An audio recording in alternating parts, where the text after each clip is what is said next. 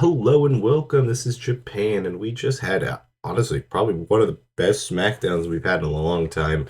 Not to spill too much before we jump into it, but this Smackdown was stacked. I mean, obviously we had Money in the Bank the very next day, so sometimes you can get some good shows, but other times it's the complete opposite because they're just like, well, we got Money in the Bank, we got a PLE the next day. We don't really need to do too much craziness, but I think they did pretty good. Yeah, I got everything here. I only things I didn't want to put in there is some of the smaller segments, but we'll kind of cover them in the bigger things. It's just because like this, like I said, this was a pretty stacked show. So we started off with Seth Rollins and his group. Obviously, what they're doing, I like it. I'm still not 100% sold on Bronson Reed.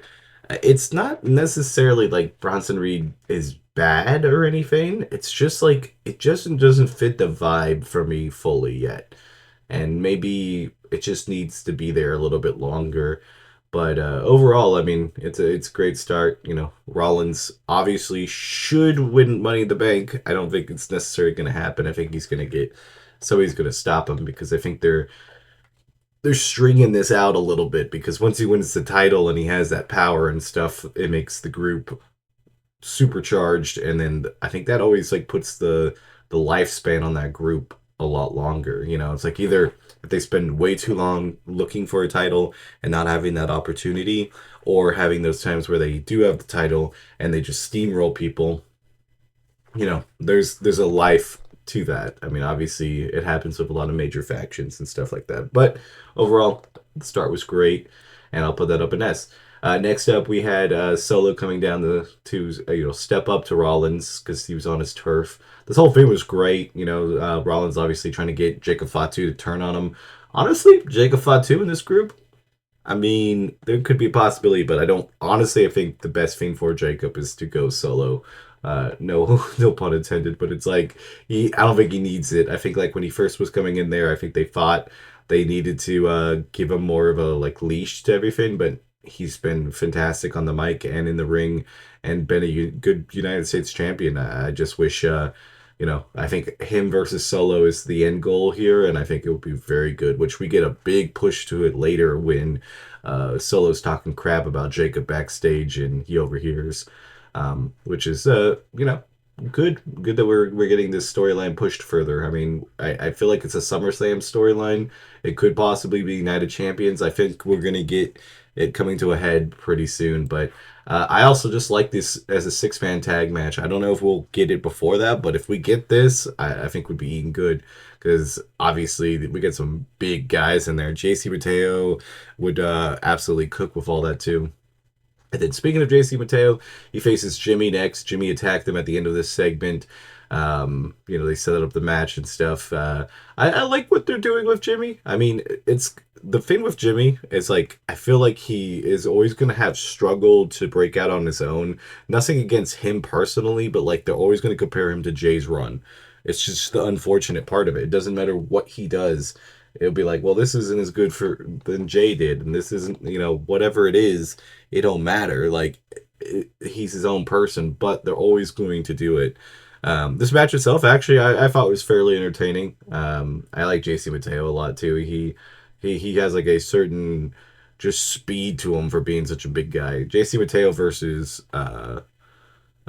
Jacob Fatu will also be a very good match. So I can't wait until that turn happens or that break apart because I think those matches with his own faction will also be very, very good. I'll put this up in A. I actually it was fairly enjoyable. I thought the wrestling probably was a solid B, but the entertainment value of everything was, made it up to an A. I was interested. Next up, we had Zelina Vega versus Piper Niven in a Bakersville brawl. I'm gonna be honest, like I like Zelina Vega and I like Piper Niven. It's just they have these matches with Zelina Vega versus, Chelsea Green's minion or Chelsea Green in general all the time that these just are just not entertaining. Like I think this match was pretty good. I think if we had never seen this matchup before, I probably would easily put this in like an A tier and stuff. It's just I'm just not in it. I don't have any interest in it. The crowd really doesn't have any interest in it. Mainly the pops when weapons were involved and when Julia came down to save Zelina Vega, and that was it. The table spot at the end was obviously really good and really puts it like that. Really puts this rating up.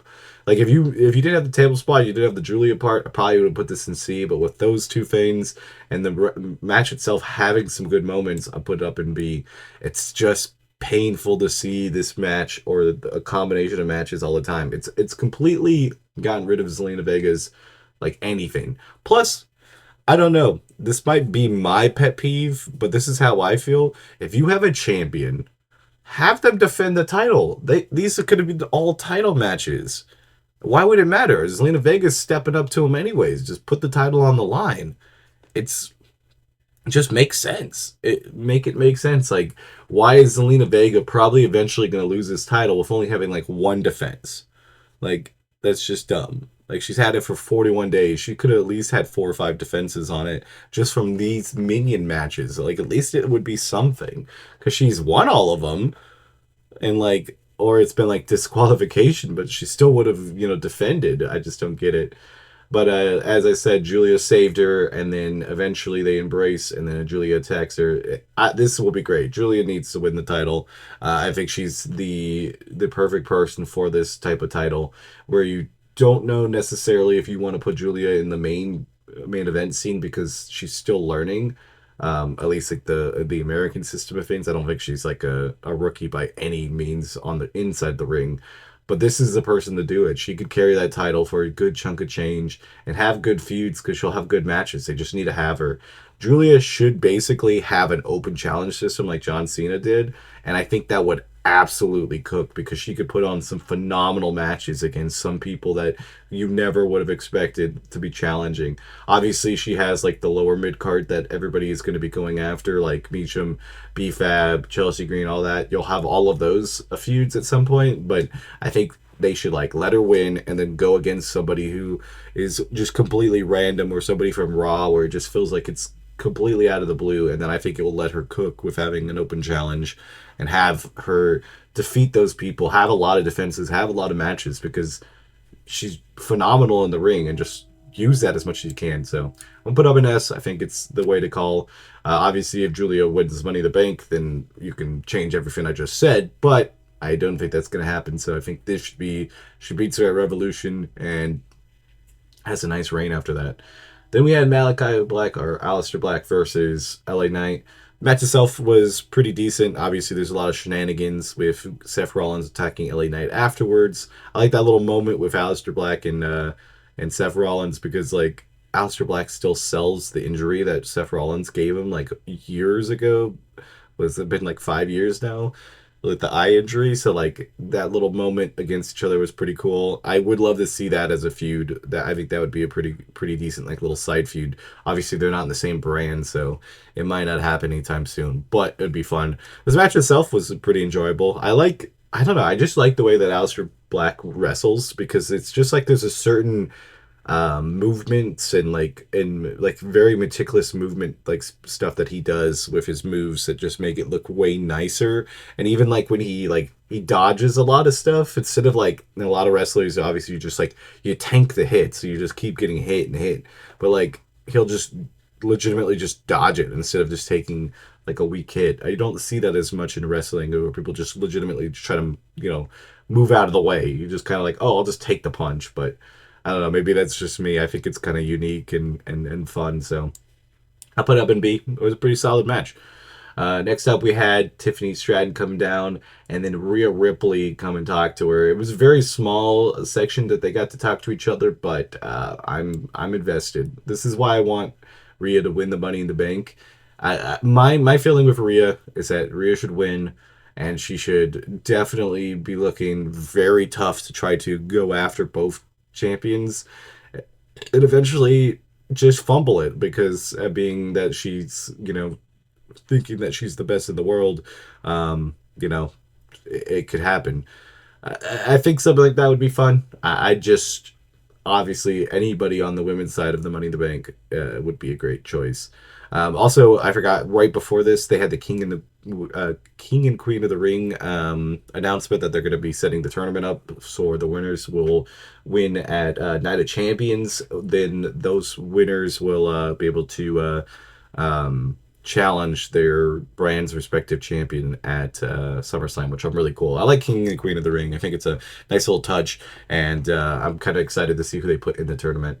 Next up, we got the Money in the Bank 3v3, Alexa Bliss, Stephanie McCourt, and Rhea Ripley versus Julia, Roxanne, and Naomi. It was a great match. I mean, this is a dream match, and it lived up to it. It was a lot of fun. I can't wait for the ladder match because I think the ladder match is going to be even better than this, obviously. And they had a bunch of obviously side things with people getting some really good moves, and Naomi trying to get the Devil's Kiss off on Stephanie was really good. But the wrestling and everything that was told in this story was great. This is also S tier. I don't think I've had this many S tier segments on a SmackDown probably ever. Then we had a kind of random out of the blue match, which was Penta and Andrade versus American Made. Obviously, was to set up the thing. Oreo, go. Of course, Oreo wanted to talk about Penta himself because he likes Penta. But overall, I think it was just a solid kind of filler match. Honestly, we kind of knew it would be. It was more the setup that Andrade and Penta be in the ring so Seth Rollins could take him out. And then it was that. I mean, I wish we would have got a little bit more time on this match. I still think it's a solid A, though. I mean, it's like, I say it's a filler match. I mean, it's still really good of a match. And then we had Seth Rollins cut another promo talking about that he's ready to just, basically win. And Cody Rhodes coming down. They didn't get to talk, but man, this is a really good dream rivalry to have again. I think rehashing it later on with Cody being, the mega star that he is, compared to like he was the prodigal son coming back basically when they last fought. And then we finish off the show, John Cena, Logan Paul, Cody Rhodes, Jey Uso, Cody and Jay coming down there and, talking, pretty much just ready to do it. John Cena coming down and them getting the drop on him. I think it's good. I mean, obviously they kind of had the opposite happen last week, so they kind of had that back and forth and all that. And yeah, I mean, I think it was just a pretty solid ending to the show. And I think overall this is a really good SmackDown. I think this is probably the best SmackDown so far this year. I'd put it up in S tier, even though we had some stuff a little bit lower, but I think all of that really didn't matter because everything else was just so jam-packed, and I was like enjoying everything that they were announcing and showing and stuff, which SmackDown sometimes is the harder watch, but I hope you guys enjoyed this video. We do SmackDown, Evolve, and Raw. We're obviously going to have a bunch of videos up. I say a bunch, but we'll have the Money in the Bank video of we already had the predictions and stuff, but we'll have like the review of Money in the Bank and Worlds Collide coming up the day after that they air, and probably some videos on how they should cash in unless somebody cashes in that night. So yeah, until next time, this has been Japan. Bye guys.